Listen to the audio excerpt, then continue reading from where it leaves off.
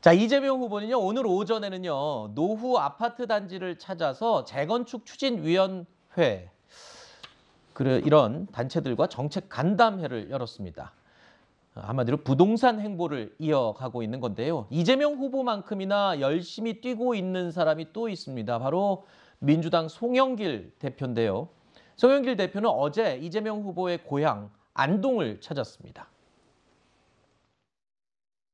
이렇게 한 사람을 보수 언론과 야당이 거의 악마화시키고 이렇게 화살을 많이 맞은 후보가 있을까 싶습니다. 우리 노무현 대통령도 그러한 경험을 겪었지만 노무현 대통령은 보다 더 심하게 엄청난 이 화살을 온몸에 고슴도치처럼 맞으면서도 굴복하지 않고 전진하고 있는 이재명 후보를 볼 때마다 반드시 이것을 지켜 싸우겠다는 의지가 더 피끓러 오른 것 같아요. 여러분 동의하십니까? 송영길 대표는요, 요즘 이재명 후보 띄우기에 계속 여념이 없습니다. 이틀 전 이 송영길 대표가 이재명 후보를 문재인 정부에서 탄압받던 사람이다라고 언급한 것을 두고 후폭풍도 계속되고 있죠. 친문 의원들 중심으로 아주 강한 반발의 목소리가 터져 나오고 있습니다. 이런 가운데 문재인 대통령의 복심이라고 불리는 윤건영 선대위 정무실장은요, 본인도 실수로 생각할 것이다 라면서 수습하고 무마하는 모습이었습니다.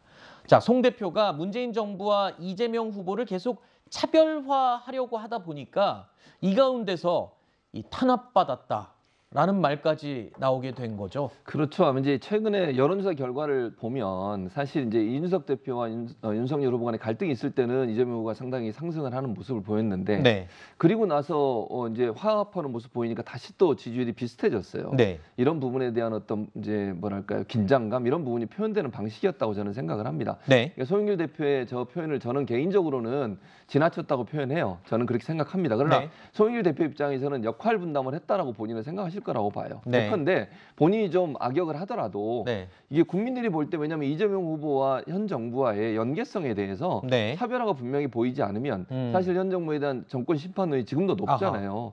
이 부분을 뚫고 나가지 못하면 이 박스권에 갇혀 있는 30%, 40% 넘어가기 어려운 부분이 있습니다. 분명히 그 부분을 넘어가기 위해서는 결국 현 정부의 차별화가 필요하고, 네. 그걸 이재명 후보가 하기엔 좀 부담스러운 부분이 아하. 있으니 좀 얘기하다 보니까 좀 더 나가신 것 같아요. 근데 이런 부분은 도리어 또 역풍을 맞을 수도 있어요. 제가 이제 다른 데도 말씀을 드렸는데, 이게 만약에 친문 진영이나 아니면 그 문재인 정부를 지지하고 있었던 많은 분들한테 상당히 또 다른 관점에서 볼 수 있거든요. 네. 상당히 위험하다. 저는 속도 조절을 하셔야 된다. 이 정도까지 하시는 것은 너무 지나치고, 네. 문재인 정부와 이재명 후보 간에 뭐가 차이가 있는지 하는 부분을 좀 더 부각하는 쪽으로 가는 게 맞다고 봅니다. 하기야 뭐 이재명 후보 같은 경우에는 이 경선이 끝나고 본격적으로 공약을 쏟아내면서 정부와 좀 각을 세우는 모습을 많이 보였었잖아요. 그래서 아마 역할 분담을 한다. 이재명 후보가 직접 나서기보다.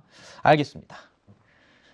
자, 송영길 대표 발언을 두고 이낙연 전 대표도 작심한 듯이 비판의 목소리를 높였습니다. 이 논란이 되자 이재명 후보도 이런 입장을 밝혔네요. 아마도 우리 송영길 대표께서 검찰의 수사권 남용 얘기를 하시다가 약간 좀 지나치신 것 같습니다. 약간 넘으신 것 같습니다. 적절히 이해해 주시면 좋겠습니다. 무슨 정치적 의도를 가지고 하신 말씀은 아닌 것 같습니다. 선거 기간이기 때문에 그러겠습니다만은 문재인 정부의 성취까지도 사실과 다르게 평가하는 경향이 없지 않습니다. 이것은 잘못입니다.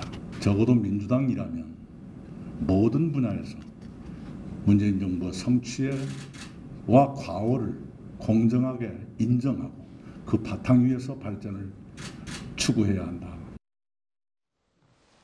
이재명 후보는 송영길 대표의 발언에 대해서 약간 좀 지나쳤다라면서도 정치적인 의도를 가진 건 아니었다라면서 이 후보가 대신 송 대표의 해명을 해준 셈입니다. 이 발목 부상을 입고도 본인을 위해서 열심히 뛰어주고 있는 송영길 대표가 이재명 후보 입장에서는 사실 고마울 수밖에 없겠죠. 지난 7일 모습도 영상으로 저희가 잠시 준비했습니다. 보시죠. 우리 송영길 대표님, 상임선대위원장님의 쪽발이 발목 투어 진짜 응원합니다. 우리 박수 한번 부탁드립니다. 제가 발목이 갑자기 족발이라고 나와가지고 제가 당황했어요.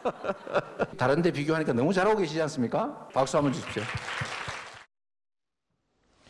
목발이 잘못 나와서 족발이라고 했다 하면서 웃으면서 얘기를 했는데, 자, 송영길 대표가 이 발목 힘줄이 파열되면서 휠체어를 타고 다니는데요. 그야말로 이 발목 부상 투혼을 벌이면서 이재명 후보 띄우기에 나서고 있는 겁니다. 사실 송영길 대표 발언이 논란이 된 게 이번은 처음이 아닙니다.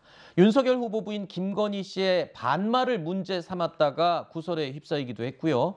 이재명 후보의 음주운전 전과를 감싸는 발언을 또 했다가 논란이 되기도 했었죠.